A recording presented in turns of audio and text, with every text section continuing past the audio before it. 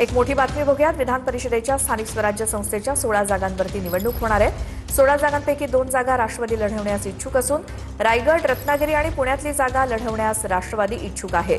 पुण्यातून सुनील टिंगरे, विक्रम काकडे, माजी आमदार रमेश अप्पा थोरात, माजी आमदार विलास लांडे आणि नाना काटे हे इच्छुक आहेत। तर रायगड आणि रत्नागिरीच्या स्थानिक स्वराज्य संस्थेच्या जागेवरती माजी आमदार अनिकेत तटकरे, राजीव साबळे, अजित यशवंतराव हे इच्छुक आहेत। अधिक माहितीसाठी जाऊयात आमचे प्रतिनिधी अक्षय मंकणी यांच्याकडे। विधान परिषदेच्या 16 जागा आहेत, 2 जागा एनसीपी लढवण्यास इच्छुक, त्या संदर्भात काय माहिती अक्षय?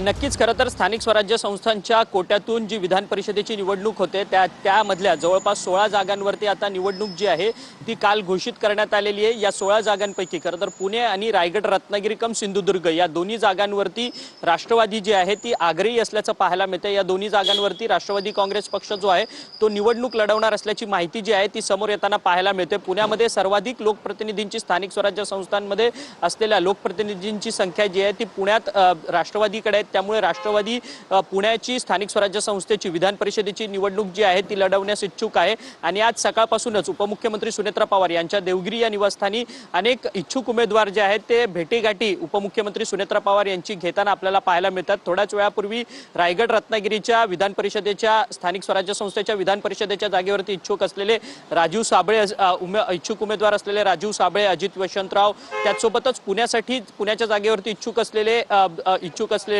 हे माजी आमदार रमेश अप्पा थोरात हे उपमुख्यमंत्री सुनेत्रा पवार यांची भेट घेण्यासाठी देवगिरी निवासस्थानी पोहोचलेले आहेत। एकीकडे रायगड, रत्नागिरीच्या जागेवरती राष्ट्रवादी काँग्रेस पक्षाकडून दावा केला। अक्षय, धन्यवाद या सगळ्या माहितीसाठी। आणि त्यासाठीच आता देवगिरीवरती या घडामोडी सुरू आहेत।